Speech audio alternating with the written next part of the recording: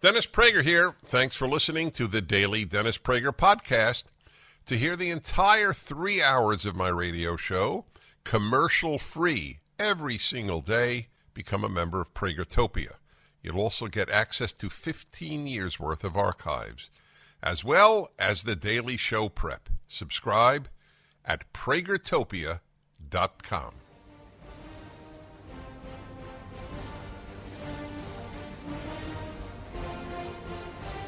Hey everybody, Dennis Prager here. Wonderful to be with you.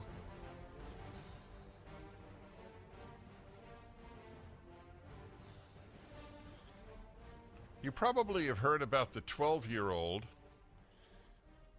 in, Middleborough. Where is that? At Middleborough, PS. Yeah. So he was sent home from school and told that he's making people feel unsafe. This is the word of the left, unsafe. If they disagree with you, they're unsafe. If we disagree with them, we're never unsafe. We're bigoted. That is the rule of the New York Times. I wonder if in the New York Times in the last 20 years there was one reference. One.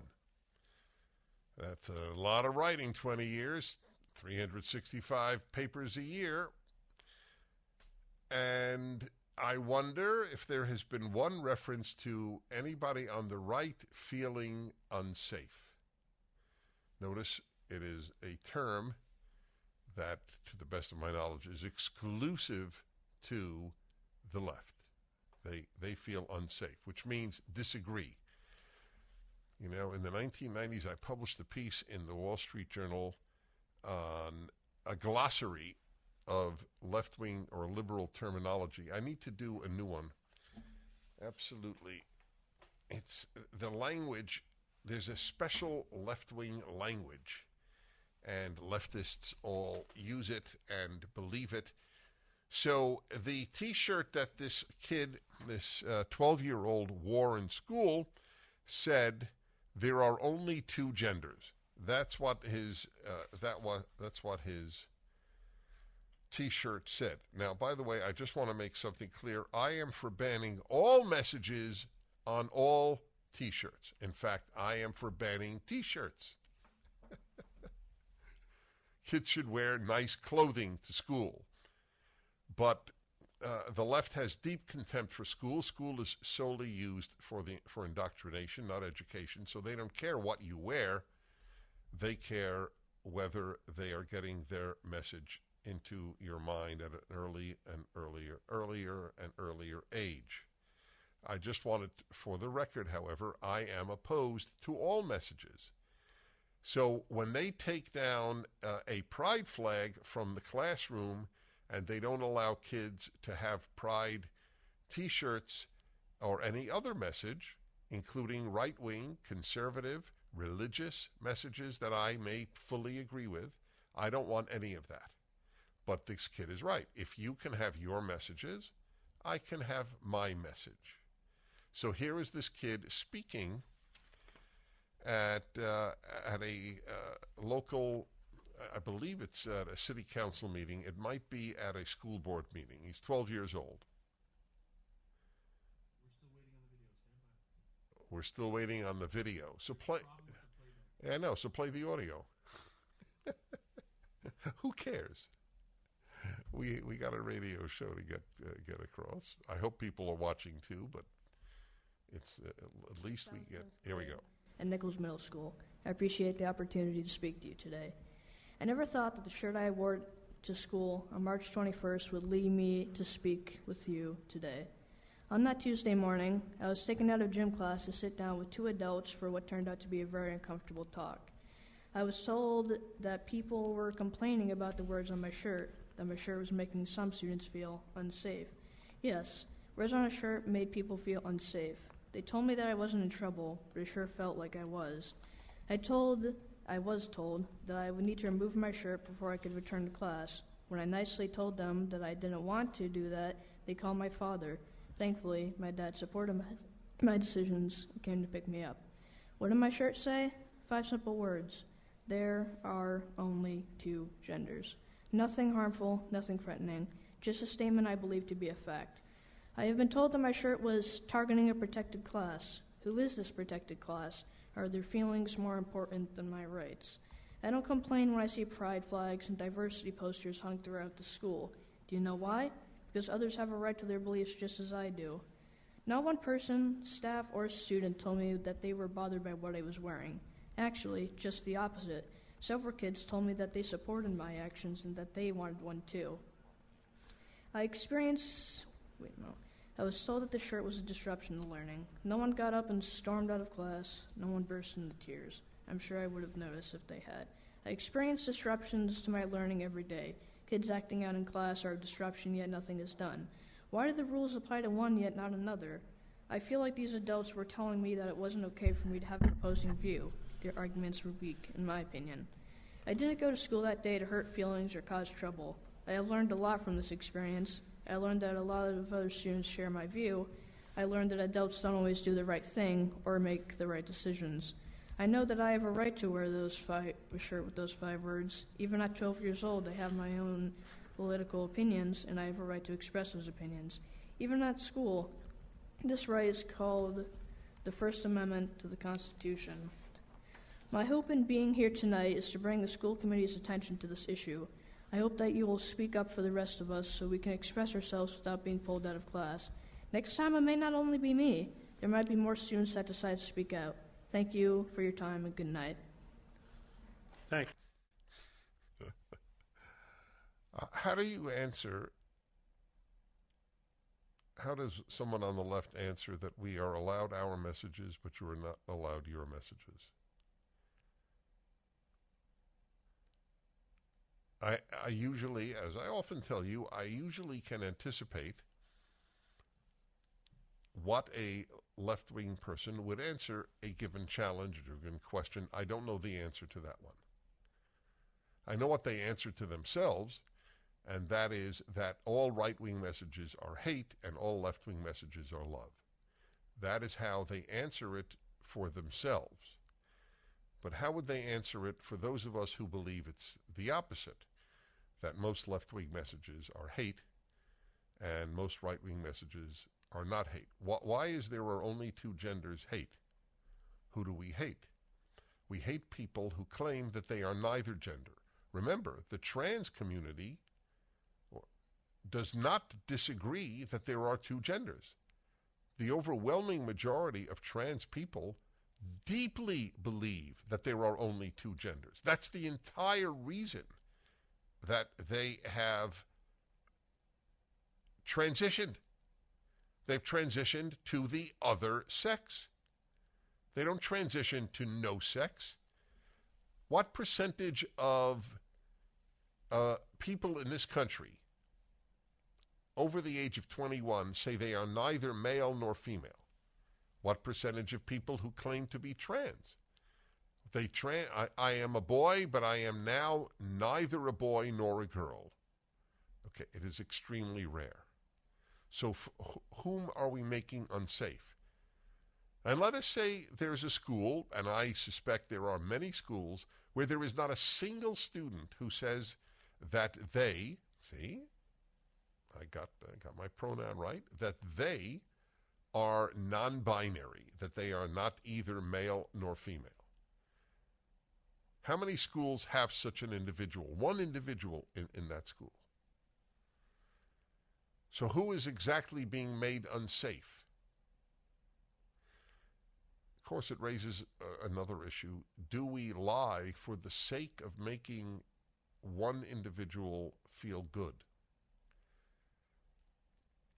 That's a very important question as well. And the answer on the left is, of course. Anyway, it's not about that one individual. It is about the tearing down of the fabric of the society, which is rooted so overwhelmingly in the notion that there are 2 sexes. Okay, I thought you'd want to hear that. Talking about the 2 sexes issue, I am going to bring to you the news from Governor DeSantis' Florida. on the latest that he has, the latest bill that he has passed. Florida Republicans passed bills on pronoun usage at schools, ban on diversity programs. Tallahassee, Florida, Associated Press. Florida Republicans on Wednesday, that's yesterday, approved bills to ban diversity programs in colleges and prevent students and teachers from being required to use pronouns that do not correspond to someone's sex, building on top priorities of Republican Governor Ron DeSantis. The fact that there is even such a bill, do you realize the dystopian world we have entered? We continue on the Dennis Prager Show. Every day when I pass a mirror, I still can't believe it. It's me! I'm looking back at myself. I never thought I'd be this fit again, but 42 pounds ago, I decided to take control of my health. And with the help of my PhD weight loss and nutrition, I'm so glad I did. The program is simple. Dr. Ashley Lucas and her amazing team customize a plan for your body to make it simple. They even provide 80% of your food at no additional cost. They treat your entire person as one. Dr. Ashley believes that all change starts with the mind. She'll help you to change your behavior when it comes to food and think differently about food so you'll never gain the weight back. Give them a call right now at 864-644-1900 and they can answer all your questions. If I can do it, you can do it. The AP description is fascinating of the DeSantis bill in Florida. The latest, Republicans in Florida approved bills to ban diversity programs in colleges and prevent students and teachers from being required to use pronouns that don't correspond to someone's sex. DeSantis, this is the language. DeSantis, who was expected to announce a presidential campaign in the coming weeks, has driven a hardline conservative agenda as he seeks to bolster support of Republican primary voters ahead of his White House run. So this is a perfect example of the distorted way in which news is reported by every single mainstream source. AP, I don't know if UPI is still there.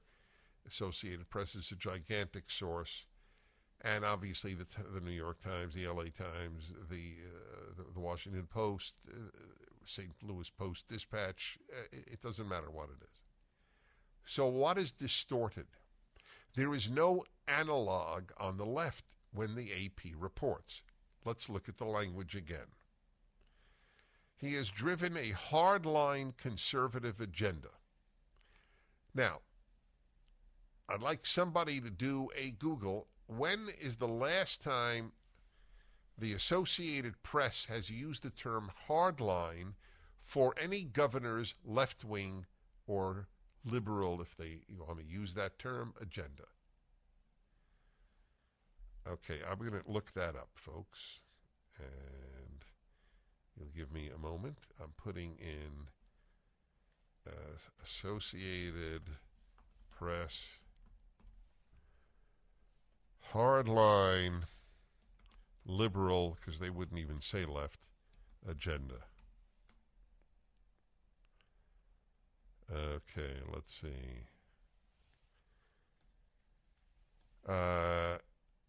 Let's see. Is Associated Press reliable? That's thefactual.com. The media bias ratings, hardline, hard right Georgia Republicans. I can't find one. Maybe one exists. So you understand the distorted way in which people receive their news, and they take it in. There is no consciousness of what they have just read or heard. There are only hardline conservative agendas. There are no hardline liberal or left-wing or progressive agendas of Democratic state legislatures. So it's not a hardline agenda when Minnesota passes a law or California that any kid who wants to come over the age, I think it is of 8, I'll check that exactly, who wants to come to their state and get puberty blockers, it might be 12, I don't know, I will check that, can do so. That's not hardline progressive agenda. As he seeks, I'm continuing just this sentence in the AP, as he seeks to bolster support of Republican primary voters ahead of his White House run. So when California passes hardline left-wing legislation, does the AP write as he, that is Governor Newsom, seeks to bolster support of Democratic Party primary voters ahead of his White House run, or any theoretical Democrat? There is no analog. I pointed this out in the beginning of my career. There are religious extremists, but there are no secular extremists. No one has ever used the term. You see, let's take a look at that. I'm going to look up secular extremism. Okay, let's see. What do we have here? What it means? Oh my God, is this precious? This is precious. You know what the first thing that came up on Google? Actually, no, this is Microsoft Bing. Okay. Analysis. What it means to be secular in an age of extremism. I see. Then they have the term secular extremism, and it is the next one, Christianity Today. Violent extremism in Wikipedia. It's not secular extremism. Secular extremism and its dangers. This is BMJ. What is the BMJ? Anybody know? Anyway, it essentially doesn't exist.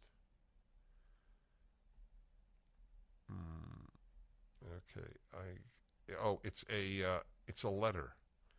Oh my God, that is fascinating. I think it's the British Medical Journal, but it's a letter. It's not, of course, in the journal. It is a letter from an Orthodox Jew defending the ritual of circumcision. Now, let's see here. How many results do we get for religious extremism? All right. Same number, actually, because the other one doesn't do it. But anyway, so listen to what comes up. Religious extremism, research and data from Pew Research Center. It's time to talk about violent Christian extremism. Politico. What makes a religious extremist? Institute for Global Change. Religious extremism news, research and analysis. Religious extremism, Springer Link, religious and violent extremism. Okay, you got it. It doesn't, I don't need to make the point anymore. Language has been manipulated by the left so effectively people don't realize it. As I showed in this sentence on Governor DeSantis and the hardline conservative agenda. Find me a hardline progressive agenda in an AP News piece. He's a fighter, this DeSantis. He's a quiet, understated fighter. Made Florida a unique state. Back in a moment. Natural disasters, airline cancellations and runway near misses, supply chain issues, inflation, rising interest rates, and sky-high government debt. This is Dennis Prager for AmFed Coin and Bullion. There's a lot in the news about what consumers cannot control, so let's talk about what you can control. You can control how you choose to invest and protect your wealth. That's why I choose to do business with Nick Grovich and his company AmFed Coin and Bullion. Now is a great time to own tangible assets like gold, silver, and platinum. With over 41 years experience and tens of thousands of satisfied clients, Nick will help you make informed decisions and show you smart choices, which have been proven winners time and time again. AmFed Coin and Bullion will sell you the right types of precious metals to get the maximum value for your money. Take control of your investments like I did. Call Nick and his team at AmFed Coin and Bullion at 800-221-7694. AmericanFederal.com, AmericanFederal.com. I'm reading to you the way in which the Associated Press, which is by far not the worst, reports news, just news. It's not an opinion piece, and how the language is mendacious. It's either false, mendacious is false, or it is distorted in favor of the left. So I already showed you the hardline conservative agenda line, whereas I couldn't find any reference to a hardline liberal or hardline progressive or hardline left-wing agenda. That doesn't exist. Next, it's about the law that just passed again meaning furthered in the Florida state legislature.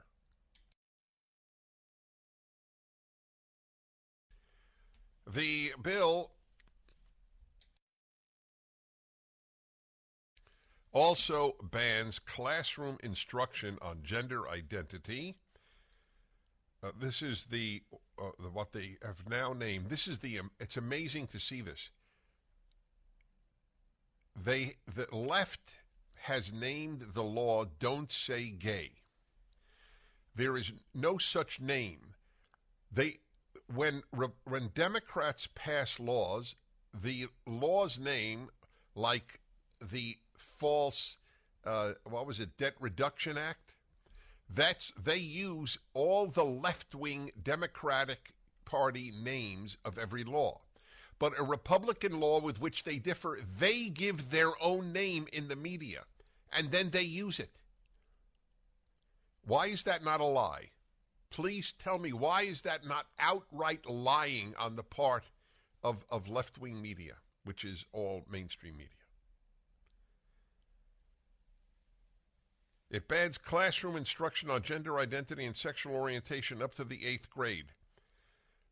I'm curious, do you want gender identity and sexual orientation instruction up to the 8th grade?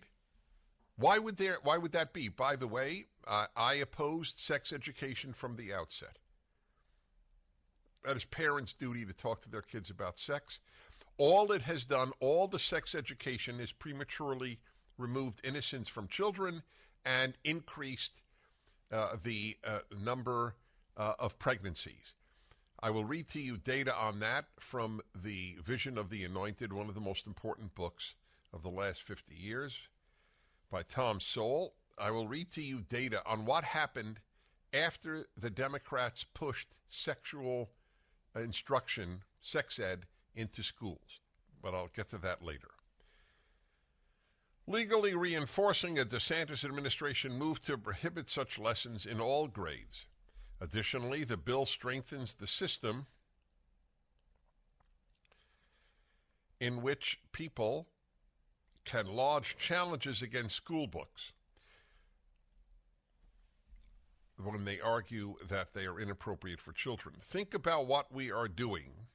Honestly, think about how this will affect families that don't look like yours, said Senator Tracy Davis, a Democrat. They're still families. They're Florida families. But we're treating them like they're outsiders, and we're telling them we don't want them here. What families is she referring to? Trans families? I mean, this is about this is about gender identity. So what families? The fact that they are not, I guess this is what, the sexual orientation. I'd like to read the contents of the bill, actually, but I'm not sure why schools should be talking to kids about homosexuality or heterosexuality. They learn nothing. Did you see? Oh, you probably didn't. But the latest reports, the data on the ignorance of American history. But they know a great deal about preferred pronouns and gender identity and sexual orientation. Do you understand what the schools have become? They teach almost nothing important to make room for indoctrination. Hi, everybody. Dennis Prager here. Professor Mark David Hall is the author of Proclaim Liberty Throughout the Land, How Christianity Has Advanced Freedom and Equality for All Americans. Just published, and he is Distinguished Professor of Politics at George Fox University in Oregon, and he's doing a program with Robert George at Princeton, where he is now speaking to me from. Professor Hall, welcome to the Dennis Prager Show. Thank you so much for having me. So I'm sorry to say most Americans don't know where the title comes from. Of course, the Liberty Bell took it from Leviticus. Mm-hmm. So I talk about this in many lectures because this is my way, one of my ways of showing how deeply rooted in the Old Testament the founders were. And the way I do it, and I'd love your reaction to this, is that they knew Leviticus is sort of proof about how much Bible the founders knew. Is that fair to say? Yeah, no, I think that's exactly right. The founders, about 50 to 75% of them are from the Reformed or the Calvinist tradition. And as you know, people in that tradition were profoundly influenced by the Old Testament. They looked to the Old Testament for guidance. They read rabbinical commentaries in the Old Testament, which led them to conclusions such as Republican forms of governments are the only legitimate, biblically approved forms of governments. Eric Nelson of Harvard has a wonderful book, The Hebraic Republic, where he traces this out in masterful detail. And I attempt to tell some of that story in the first chapter of this book, but I do so in a very accessible way, not the scholarly sort of approach that he takes. I wish people knew this. So are you on the Princeton campus this year? I am. Yes, sir. Living the dream. Dream or nightmare? That was a dark joke. You don't have to answer that. It was a dream at one time. It's deteriorated terribly, like all the Ivy League. So I'm curious. I know there was no way to know the answer to this, but if I stopped 100 Princeton students and just randomly said, I'm sorry, I'm just curious, can you identify Leviticus? What percentage do you think could? You know, the ones I've interacted with are the ones that are associated with the James Madison program. So they tend to be conservative. They tend to be students of faith, both Jewish and Christian mostly. So I think those students would know right away. Your average student, I have to say I haven't had much interaction with, but my understanding is biblical illiteracy is rampant throughout all Americans, from the best educated, as these Princeton students are, at least as well educated as you can be for an 18 to 22-year-old, to the least educated. So I imagine, boy, the regular students here, 25% perhaps would be able to identify that it is a book of the Bible. Probably not much more than that, though. My theory is, I don't think it's higher than 25%. My theory is that if I said to the average kid at Princeton, or it doesn't matter, Boise State in Idaho, I don't think there's any difference in this regard. If I said, you know who won the Kentucky Derby this year, Leviticus, I don't think that they would crack up. No, that's probably right. Yeah, it may well be a horse, as far as they're concerned. So, what's the thesis of your book? So the thesis of the book, it's sort of a sequel to my last book, Did America Have a Christian Founding? A question I answer with a resounding yes. And parts of this book were meant to be a sequel to that book, which came out in 2019. But between the publication of that book and this one, the 1619 Project came out. And that just really, really annoyed me. The 1619 Project reflects what so many scholars have said, but they did it in a way that is being read by a lot more people, and it's working our way into the public schools. And basically they're saying slavery and racism is what defines America. To the extent to which that project, and to the extent to which most scholars talk about Christianity, it's always as an oppressive force. The Bible was used to defend slavery. people were motivated by their faith to fight a war to protect slavery, that sort of thing. And so what I'm attempting to do is I'm pushing back. I recognize that, of course, the Bible was used by some Southerners, especially after 1820, to defend slavery. We have to recognize that reality. But on balance, Americans from the early Puritans through the founders, through the abolitionists, were motivated by their faith to advance liberty and equality for all Americans by opposing slavery, by opposing racism, by opposing Jim Crow legislation, by promoting religious liberty. Good. For all all. right. I want to get into those details. I want to sell your book. Okay. Thank you. Proclaim Liberty Throughout the Land. Mark David Hall. It is up at DennisPrager.com. How Christianity has advanced freedom and equality for all Americans. Just when you thought it couldn't get any better, Mike Lindell with MyPillow is launching the MyPillow 2.0. When Mike invented MyPillow, it had everything you could ever want in a pillow. Now, nearly 20 years later, he discovered a new technology that makes it even better. The MyPillow 2.0 has the patented adjustable fill of the original MyPillow, and now with a brand new fabric that is made with a temperature-regulating thread. The MyPillow 2.0 is the softest, smoothest, and coolest pillow you'll ever own. For my listeners, the MyPillow 2.0 is buy one, get one free offer with promo code Prager.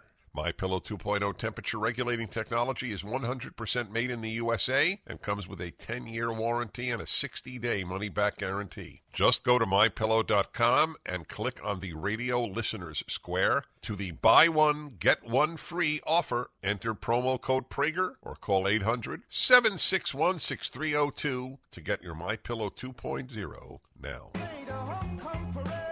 Hi, everybody. Proclaim liberty throughout the land. How Christianity has advanced freedom and equality for all Americans. You know, I'm a religious Jew, and all I care about is the truth in this matter. I don't obviously have an axe to grind, as it were. And not that even people who have an axe to grind aren't necessarily truth tellers. They may well be truth tellers. You can have an agenda and still tell the truth. But I would just like people to consider this. If there were no Christianity, would there be an America? Would there be a Europe? Christianity has a mixed record. How could it not? It's composed of humans who are, on the whole, not an impressive lot. But it's astonishing, the lie that pervades academia and therefore much of America, that at best it was useless, and at worst it was the creator of bad things. That is Christianity. The European Union, I have the author on, Professor Mark David Hall. If I may call you Mark. Please do. Thank you. Do you know this, to give you an idea of what's going on in the Western world? This is not just an American phenomenon. The EU voted on its charter. Yeah, that was the term. Its charter a few years ago. And again, this is the European Union. So it described what Europe is and did not mention Christianity. Did you know that? I remember that debate. Yes. It's sad. Well, it's just a lie. I mean, you could be an atheist. I don't understand. How could there have been a Europe if there was no Christianity? It makes no sense to me. If you want to understand the history of Europe, even if you want to understand Europe today, you have to understand the impact of Christianity. By the same token, if I was writing a history of Saudi Arabia, I think it'd be foolish not to consider the impact of Islam on Saudi Arabia, right? It's just commonsensical. And yet you're exactly right. Academics on the left, politicians on the left, they completely want to downplay or ignore Christian heritage. And that's a mistake at a historical level. And I think it's important. That's a mistake for other reasons as well. So I have a question that I don't know the answer to, but I know it's a worthy question. So do you consider, when you speak about the founders, for example, do you consider Franklin and Jefferson Christian? In my last book, Did America Have a Christian Founding? I have a chapter where I dive into those beliefs. They certainly identified themselves as Christians. They held beliefs that most Christians would call heretical beliefs. And so they were not Orthodox Christians. But since they identified themselves as Christians, I would call them Christians, yes. So that's exactly my answer. I feel very vindicated because you're the scholar here on this matter.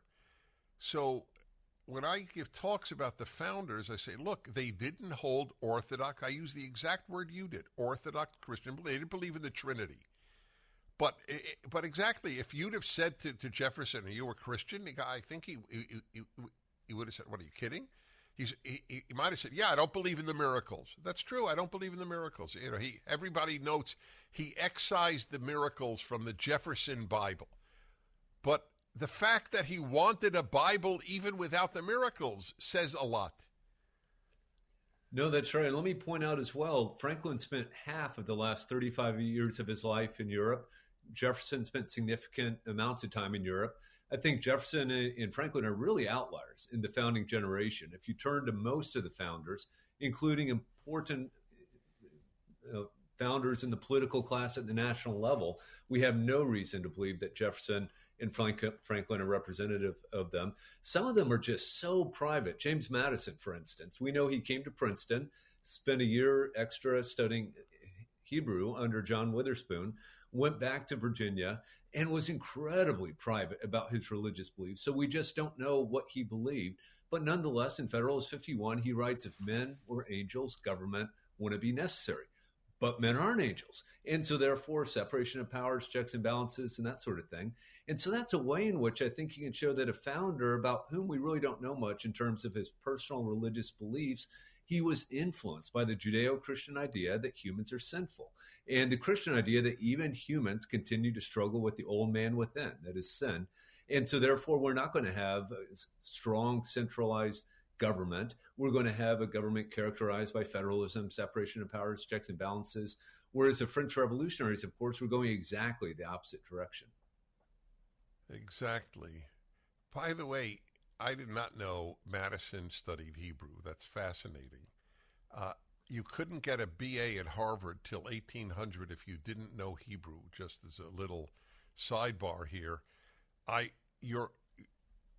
have no doubt you're right about Madison's privacy with regard to religion. But the fact that the man went to Princeton to study Hebrew does suggest it wasn't because he loved philology. No, that's exactly right. There's a lot of speculation that he was thinking about entering the ministry. He obviously didn't go that direction. And again, he is incredibly private about his personal beliefs. That doesn't keep scholars from calling him a deist. He's always called a deist, but there's just no good reason to do that. Oh, it drives me crazy. Forgive me for interrupting you. No, it's sort of like the old Groucho Marx show when you said the right word, the bird came down. When I hear the word deist, I go nuts. The dishonesty of what they claim, and they redefine it. Everything none of them were deists in the way that they define deist, including Franklin, who believed that there is a God who judges us and there's an afterlife. I think that's right. Maybe Tom Paine is accurately called yes, a Tom deist, Paine. but of course he's from England, came to America, went back to England and published The Age of Reason. And after he did that, no American wanted to have anything to do with him. Thomas Jefferson put him up a little bit. Patrick Henry and others wrote full-length rebuttals of this. And even the tolerant Quakers want to let him be buried in their meeting house yard because he was this horrible deist, basically. Ethan Allen, perhaps a deist. None of the rest of them were deists. Proclaim liberty throughout all the land up at DennisPrager.com.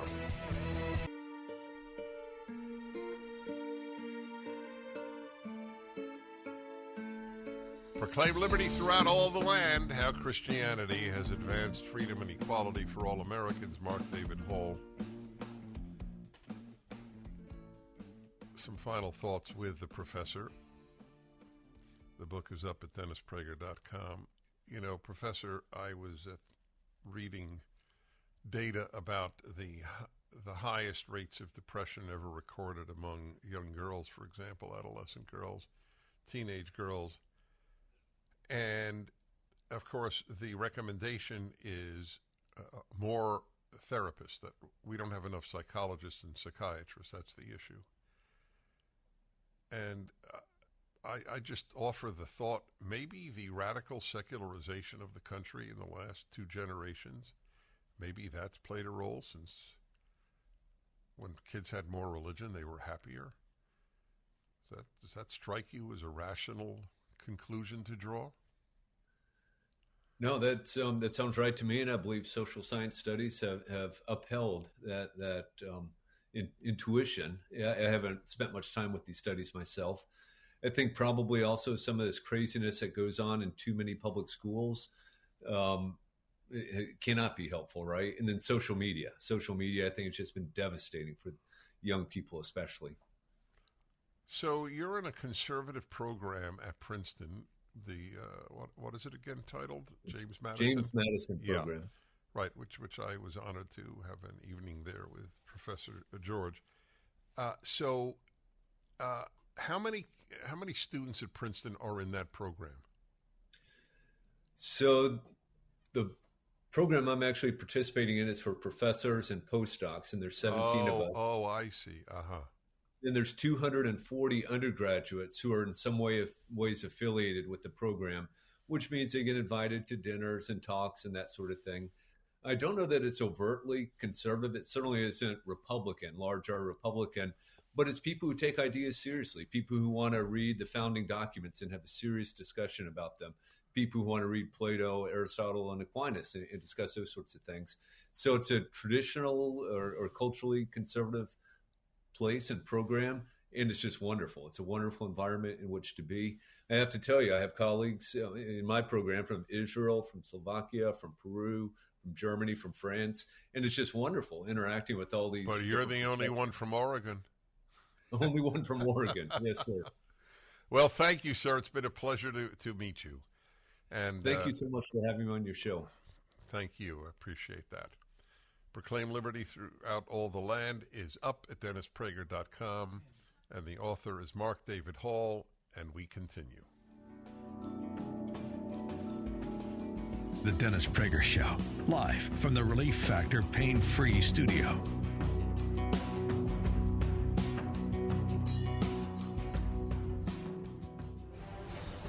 Hi, everybody. I'm Dennis Prager. So there's an interesting development on the Anheuser-Busch issue of the Mulvaney, what's the guy's name? Dylan Mulvaney. The Bud Light beer can guy who is a TikTok figure transitioning from boy to girl, and he was honored, there's no other word, with his face. How many people have ever had a face on a Bud beer can? Period. I mean, you have to realize how radical, even if you support it, at least you be honest and admit this is a radical thing to do. We honor almost no one with a picture of them on a Bud beer can.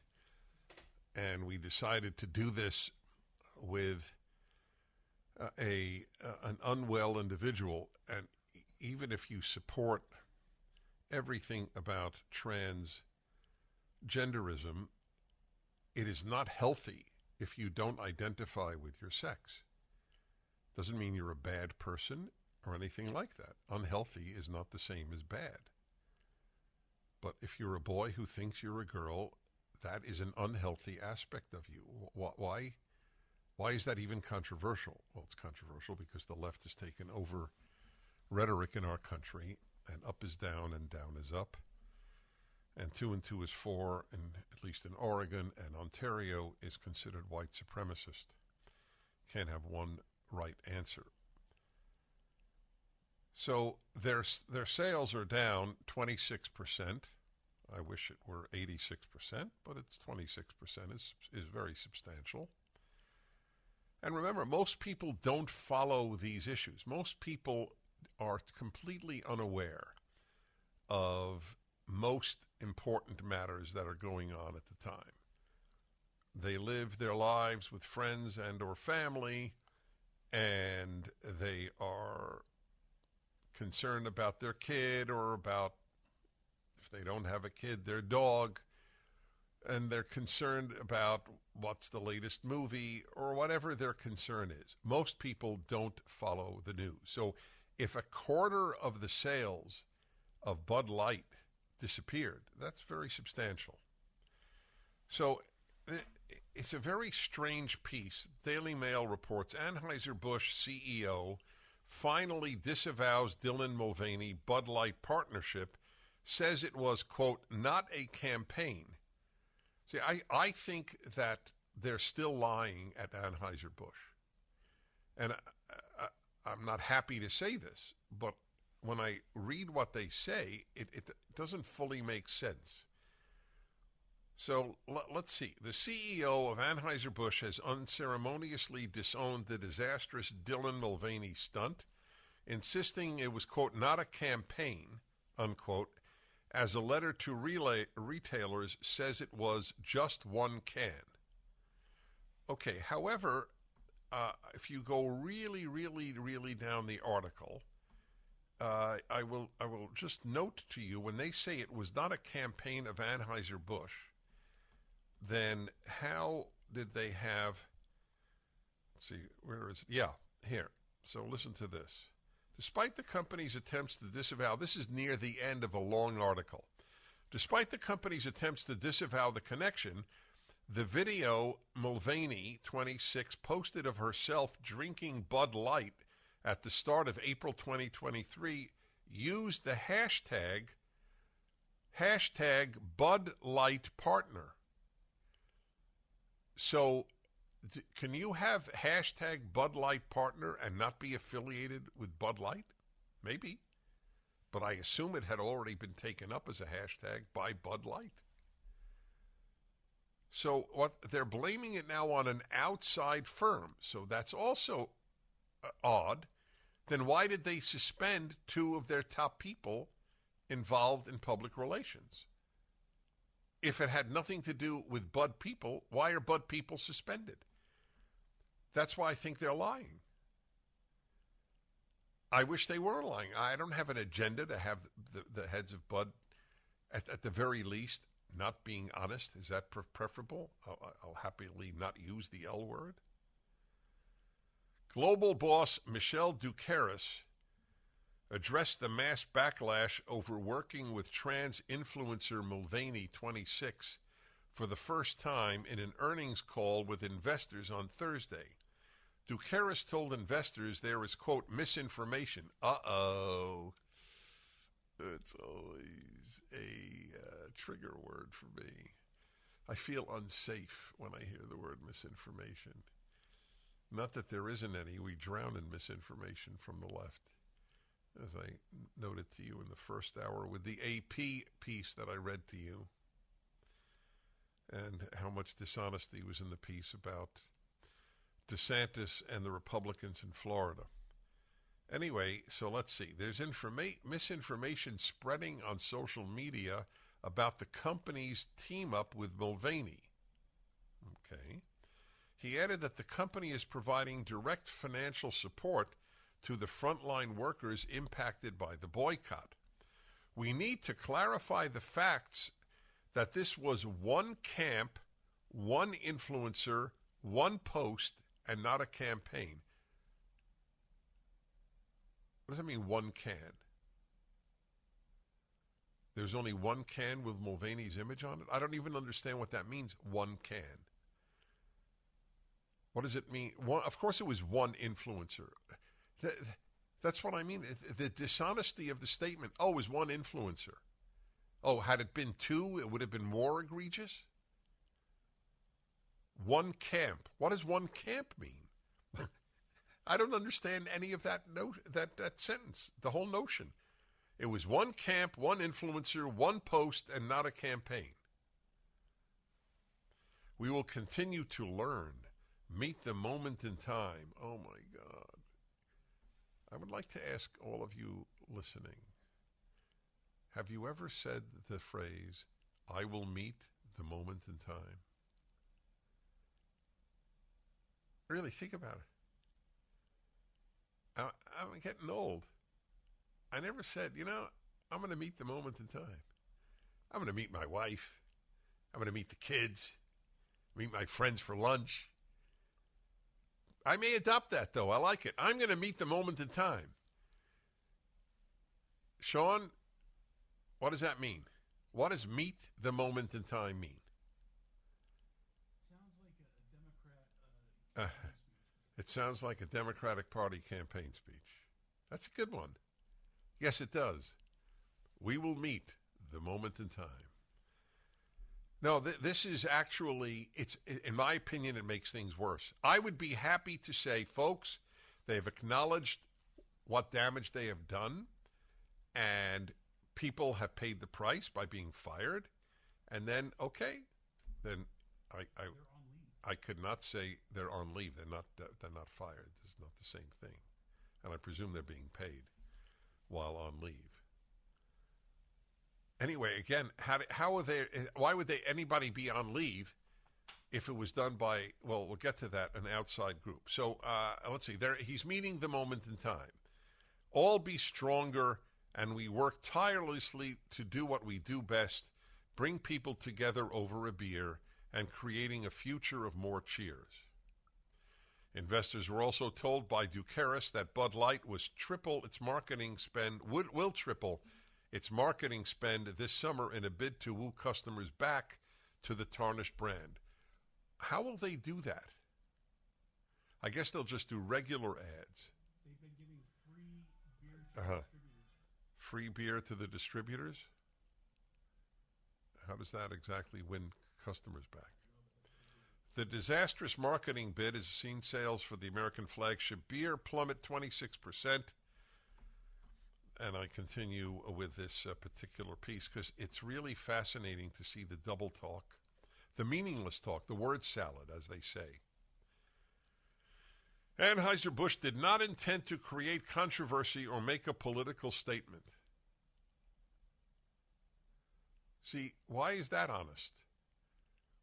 You have a famous young man who is transitioning to becoming a young girl. Nobody really believes he's a girl. Well, very few people. Do you believe Dylan Mulvaney is a girl? This is not a knock. I mean, just please. In real life, do you believe that? They did not intend to create controversy? Oh. They intended what exactly? We'll be back in a moment.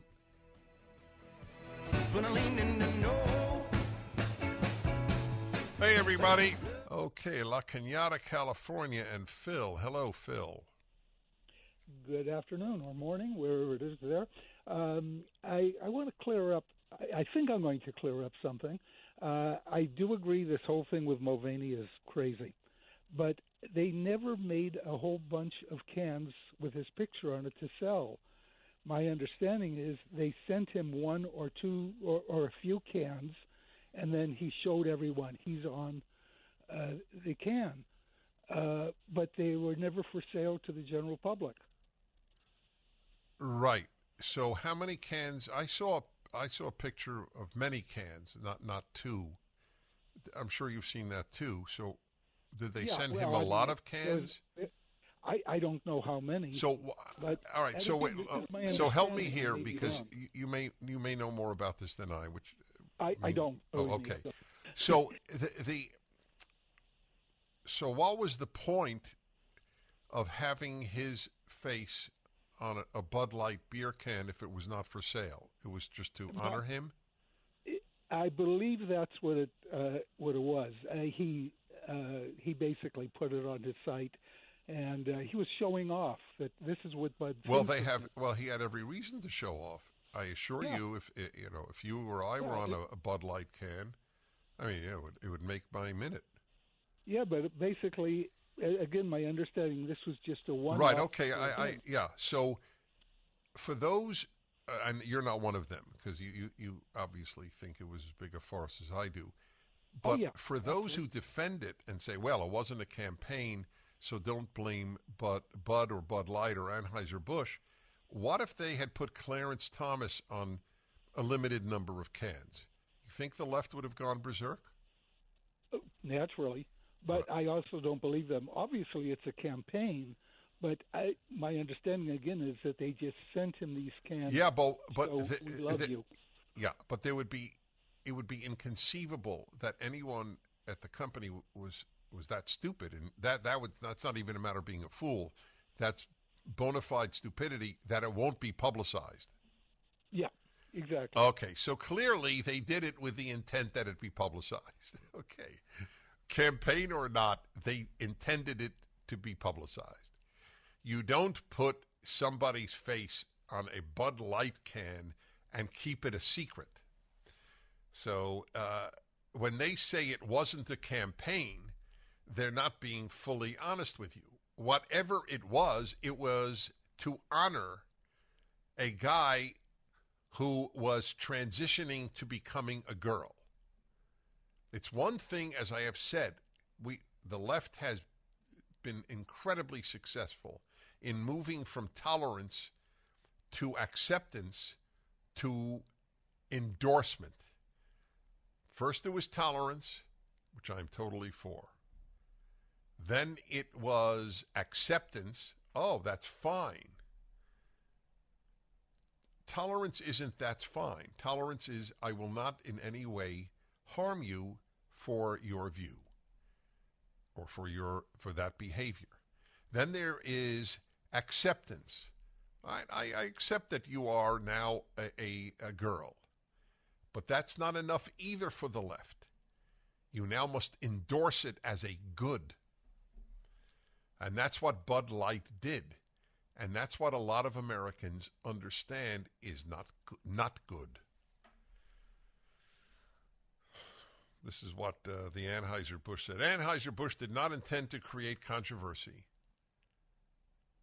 I pushed the guy onto the tracks, but I did not in any way intend for him to be hit by a train.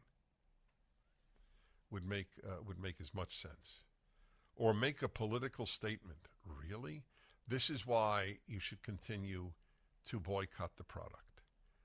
They're not leveling with you. They have contempt. Anheuser-Busch has so much contempt for the American public. This statement is so obviously the case. We didn't do it. We didn't do it. Isn't that amazing? Bud Light cans had the guy's face on it, but we didn't do it. Not only that, we didn't even intend to make a political statement. Oh, really? Then why did you do it? In reality, the Bud Light can posted by a social media influencer that sparked all the conversation was provided by an outside agency without Anheuser-Busch management awareness or approval.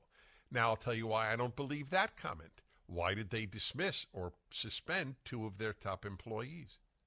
If it was completely done by an outside group, by the way, if that is true, an outside group with no knowledge of anyone by anyone at Anheuser-Busch is able to change a Bud Light beer can and have it made?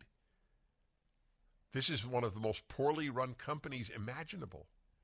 I mean, I don't expect any company to know everything that happens under them.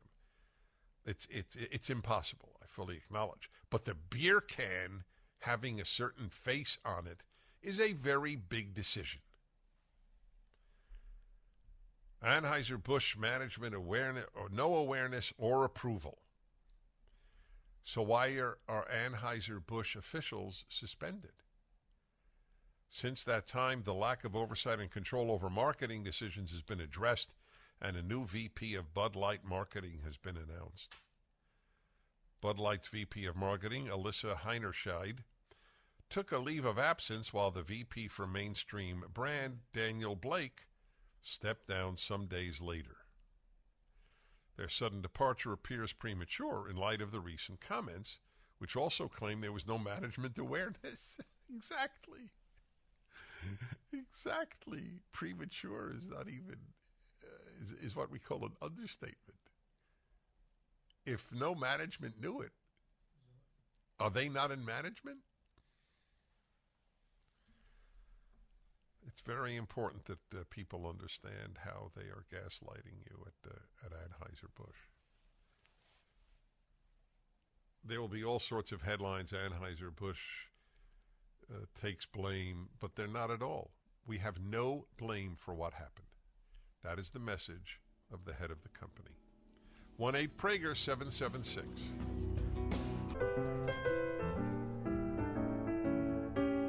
Hi, everybody. Dennis Prager here. I read to you the convoluted statements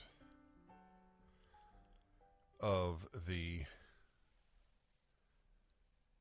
head of Anheuser-Busch. It was important that I do that because you will hear headlines or read headlines that they've apologized and retracted all, but it's not true. Okay, Arthur in San Antonio, Texas. Hello. Hello, Dennis. Thanks for taking my call. You know, these marketing people are really not that smart. If they wanted to celebrate transgenderism, they should have found a female that was transitioning to a male. A lot more men drink beer than women. And I think it's kind of funny that none of these stories are ever about men transitioning to female or females transitioning to men. They're all about females transition, or, you know, they're always the other way around. It's always a guy who's competing in a women's sport or something like that. So it's a very one-sided. But that would have been the way to go, I think, for Anheuser-Busch. That's an interesting point about how much more reporting there is. First of all, there is, you're right, in light of the fact that there is a lot more female to male than male to female, just statistically, especially among young people, because girls are being so profoundly confused. But I'm not sure it would have exactly helped sales among men. Hey, look at this female who says she's a male. Let's really get some Bud Light now. I'm not sure that between the two, I think you're right. This is certainly not going to appeal. Hey, look, guys. Hey, here's a guy who says he's a girl. Don't you want that product? Now, I just want you to know, though, there's a darker side to this. The young woman who spearheaded this and who's now suspended, she on leave? Is there a difference between suspended and on leave? You read that she took her own leave, so that's different than being suspended. No, if she took her own leave, it meant they put her on leave. Okay, yeah. She believed that this would appeal to vast numbers of young men. Now, either she's really cuckoo or she might be right. It doesn't make the decision any better, but she didn't make the decision thinking, oh, wow, I'm going to really lower Bud Light sales. She was thinking, I'm going to increase Bud Light sales among the young demographic. So it's an interesting point that she would think that way. Is she right? Is she wrong? I don't know. Does the average 25-year-old male whom they're trying to draw to Bud Light, the last caller said men are bigger beer drinkers than women. My instinct says yes. I don't know if it's a fact. My instinct says yes. So will the average 25-year-old male now become a Bud Light drinker because a guy becoming a girl is on the can or a can or the cans? Have we gotten that far that it is now a selling point? Not a tolerance point, but a selling point? I don't know the answer. But obviously that's what she thought. Difficult to know. All right, let's see. East Lansing, Michigan. Mike. Hello, Mike. Yes, I think that it was a little test, and if it went well, got a good response, on the internet, that they would have made millions of cans with his That's right. on That's it. a very excellent point. kind of like getting on a box Thank of you. Lees or something. That's right. I didn't think of that, and I'm sure you're right. Well, they tested, and the test worked. They found out what the reception might be. And I think they'll be abstaining for at least 6 months. We'll be back in a moment. The Dennis Prager Show. Dennis Prager here. Thanks for listening to the Daily Dennis Prager Podcast. To hear the entire 3 hours of my radio show, commercial-free, every single day, become a member of Pragertopia. You'll also get access to 15 years' worth of archives, as well as the daily show prep. Subscribe at pragertopia.com.